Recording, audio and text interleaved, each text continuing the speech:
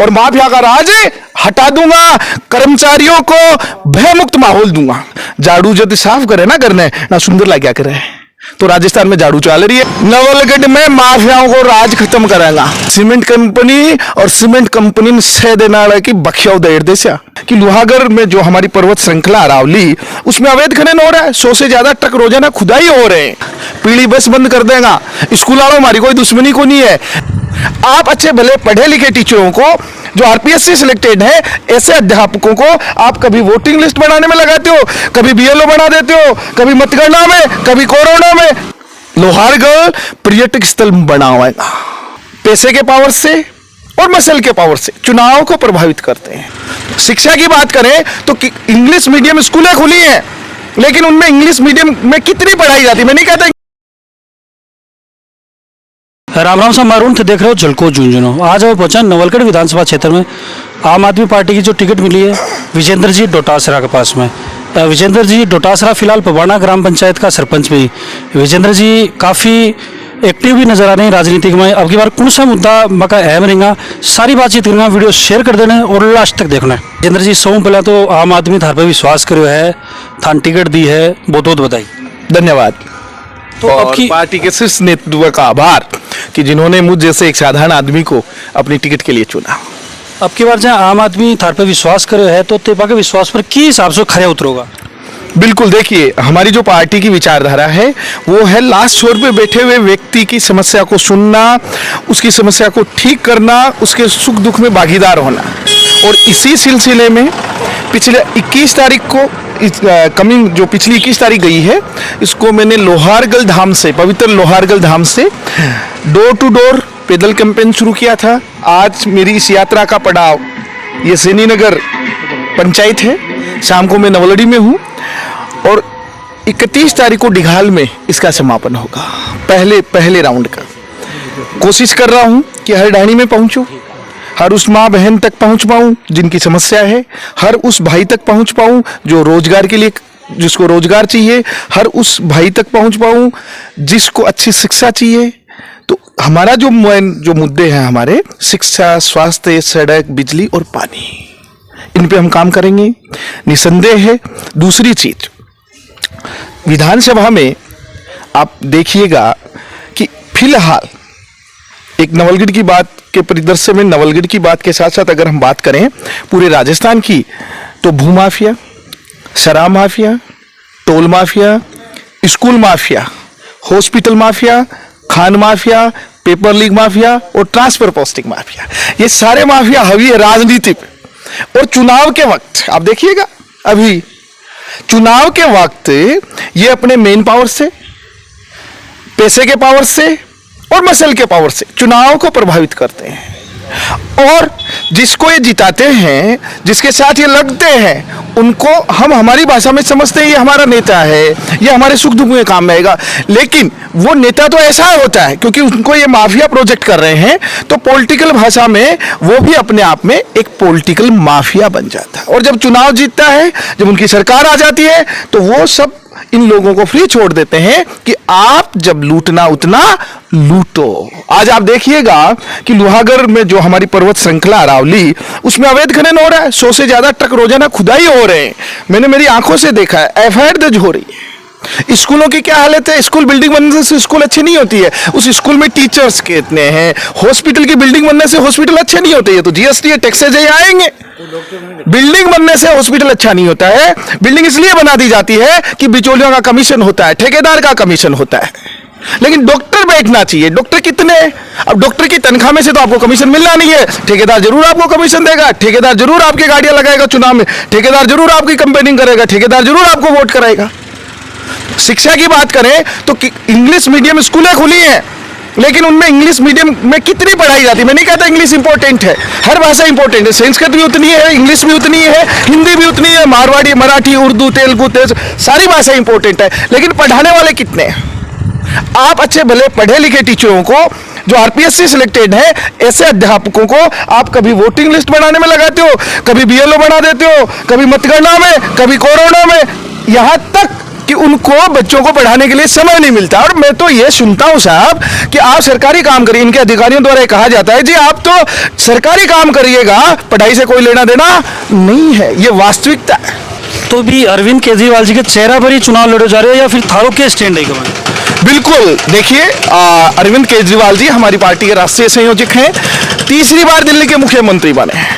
पूरा देश अरविंद केजरीवाल ने लेकी क्रेजी है। अब जरा मैं लोगों के बीच में जा रही हूँ घर घर, तो लोग अरविंद केजरीवाल के चेहरे लेके क्रेजी, हर दूसरा तीसरा पांचवा 10वां युवा साथी मिलता है वो कहता है कि अरविंद केजरीवाल को लेके हम वोट करेंगे, हम उनको लेके सपोर्ट करेंगे। रही बात हमारे राजस्थान की, तो राजस्थान की जो हमारी प्रदेश कार्यकारिणी है, हमारे प्रदेश अध्यक्ष हैं नवीन पालीवाल जी, हमारे प्रदेश प्रभारी हैं, दिल्ली से विधायक हैं मिश्रा जी, और हमारे ये लोकल जो लीडरशिप है उनको भी हम साथ लेके काम कर रहे हैं। उनका भी हमारा चेहरा है, विनय मिश्रा जी हैं, नवीन पालीवाल जी हैं। मैं प्रदेश का राजस्थान का उपाध्यक्ष हूँ, प्रदेश का प्रवक्ता हूँ, और नवलगढ़ से पंचायत है मेरे पास में पबाना, उसका मैं वर्तमान में सरपंच हूं और पार्टी ने मुझे टिकट दिया है। तो हम आम आदमी का चेहरा जनता के बीच में लेके जा रहे हैं, क्योंकि चेहरा हमारा एक साधारण आदमी है, झोपड़ी के लास्ट कोने में बैठी मेरी माता और बहन और मेरा वो भाई है जिस तक आज तक कोई नहीं पहुंचा,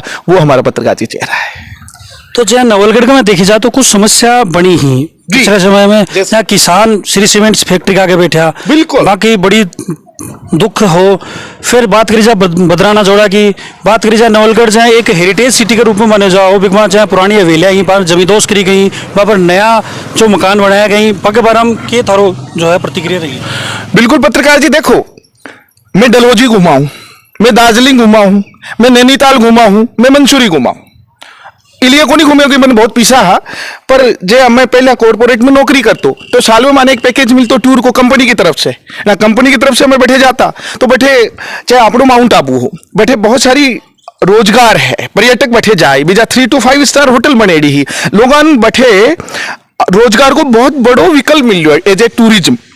अबार में देखने ने मिली कि जहाँ लोहारगल है आपनो सौ बड़ो मैं मनिया लाग रहा है कि ई भारत में अतो बड़ो एक स्थल होने के बाद में जो आदिकाल से, जो महाभारत काल से भी की महिमा है, अबार बैठे जब लोगों से मिलियो, बैठे गुजरा की ढाणी है, बैठे मियाँ की ढाणी है, बैठे लोहरडो है, मैं बैठे जब डोर टू डोर प्रचार करतो, पहले भी मैं कई बार जाता, अबार भी मैं मेरी यात्रा बैठे से शुरू करी, तो बैठे बहुत कम लोग ही ढाणा में बचा। मैं माने पूछो कि समस्या के थे कटे हो, कुछ लोग सीकर माइग्रेट होगा, कुछ लोग उदयपुर वाटी माइग्रेट होगा, कुछ लोग और कटे चले गया। पूछा तो मैं बोले हमारे रोजगार को कोई साधन को नहीं, एक बकरी पालन हो, एक अचार को काम हो। अब अचार को काम तो लिमिटेड है, बकरी पालन लिमिटेड है, वहां इसलिए नहीं काम है। मैं आपके चैनल पे पूरे होश हवास के साथ ये कहना चाहता हूं कि नेताओं ने इच्छा शक्ति ही नहीं थी, वरना इतनी बड़ी पर्वतमाला सावाली ढाड़ी किरोड़ी नोरा, ये पूरा आपका लोहागढ़, ये पूरा का पूरा बेल्ट एक बहुत बड़ा बिजनेस हब, पर्यटक हब बन सकते हो।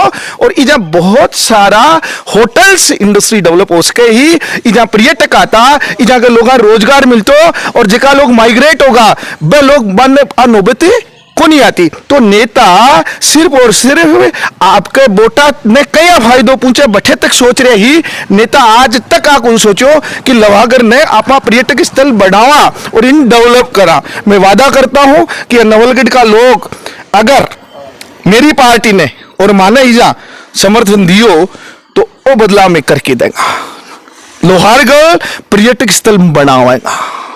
श्री सीमेंट फैक्ट्री की बात, श्री सीमेंट फैक्ट्री की, श्री सीमेंट फैक्ट्री का आंदोलन जब आदरणीय कैप्टन दीप सिंह जी गोठड़ा उस आंदोलन के उगवा थे, तब से मैं उस आंदोलन से जुड़ा हूं। और मैं कहता हूं आपके चैनल पे, मैंने उस समय भी यह बात कही थी कि किसान है वो पैसे से पैसा नहीं कमा सकता। किसान खेती कर सकता है, किसान अनाज उगा सकता है। आप 2 बीघा खेत दे दीजिएगा, 5 बीघा खेत दे दीजिएगा, आपने किसान को 5 बीघा खेत का टुकड़ा दिया तो वो उसमें अपने बच्चों को पालेगा। लेकिन आपने किसान को 50 लाख रुपए दिए तो 50 लाख से 60 नहीं कर सकता। 50 लाख रुपए आपने दिए तो 50 लाख रुपए या जो भी वहां भाव दिया है वो पैसा धीरे धीरे खत्म हो जाता है, क्योंकि या तो कोई रिश्तेदार आता है शादी के लिए ले लेता है, या तो कोई गाड़ी के लिए ले लेता है, या तो मेरे जैसा कोई चुनाव लड़ने के लिए पैसा तो किसान सीधी बात देखी जाए तो किसान व्यापारी को नहीं, इसलिए वो किसान बढ़ा कौन सके। यस, अब मैंने एक ऑप्शन दिया था आज से 3-4 साल पहले, 5 साल पहले पिछले चुनाव में मैंने एक ऑप्शन दिया था इनके प्रतिनिधियों को। मैंने कहा किसान को जमीन है, कच्चो माल, कोई भी इंडस्ट्री 2 चीजों से चलती है, मशीनरी और कच्चा माल। मैंने कहा सेठ जी की मशीनरी होगी, जो भी ग्रुप है सीमेंट कंपनी को, जो भी ग्रुप है भी ग्रुप की मशीनरी भी को इन्वेस्टमेंट, और किसान को कच्चो माल, क्योंकि वो जो रॉ मटेरियल वो किसान के खेत में है। पार्टनरशिप होगी, पार्टनरशिप डीड करो, उसका इन्वेस्टमेंट बिजनेसमैन को, किसान को कच्चो माल, जो भी प्रॉफिट होगा वो प्रॉफिट 50% प्रॉफिट बिजनेसमैन के खाते में चलो जाओ, क्योंकि भी कोई इन्वेस्टमेंट है, कच्चो माल किसान को है, किसान के खाते में चलो जाओ। जमाबंदी का आधार पर, पटवारी का आधार पर पटवारी जी लिस्ट बना के दे देगा कि अति अति जमीन ये आदमी के बता बता पाके पीछा पाके कई पुश्ती कमा पीछा कमाती। सिर्फ और सिर्फ बिजनेसमैन नहीं अधिकार को नहीं पीछा कमाने को, रॉयल्टी लेने को अधिकार किसान ने भी है। बार रॉयल्टी किसान ने मिलती, जमीन का पीछा थे एक बार दे दो, जमीन का पीछा जरूरी को नहीं कि वो किसान ट्रेंड है कि वो 50 लाख रुपया से बिजनेस कर ले, क्या गारंटी है वो बिजनेस चल रहा है। नंबर 1 चीज। नंबर 2 चीज, रोजगार की बात। इनका ब्यावर में सीमेंट प्लांट, ये सेम कंपनी को ब्यावर में, और बैठे मसूदा मेरे को लिस्ट है। अब बार कहते दोबारा थे मेरे साथ बैठ सो तो मैं थानदेश हूं, बार चर्चा चल रही कि मैं इतने किलोमीटर परिधि का लोगों ने प्लांट में नौकरी कौन दिया। क्यों भाई? लगभग 70 किलोमीटर को एक भाई सुनवा में आए। अगर थे किसान को इजाऊ कच्चो माल तो ये किसान को चाहे नौकरी देशो 70 किलोमीटर का है, और अंग्रेजा को शासन है के जनरल डायर है के बैठे क्या मिल रहा है, बीजा पर ठेकेदारन क्या मिल रहा है। इस सीमेंट कंपनी और सीमेंट कंपनी से देना की बखियाव देर देशा। अगर हमारी सरकार बनी तो वादो है मेरो कि मैं एक मॉडल चेंज कर देगा, और खुला था रहा चैनल पर कह रहा ऐसे कि पीली बस आई ना बाहर 2 बजे थे, देखियो पूरा गांव जाम हो जाएगो।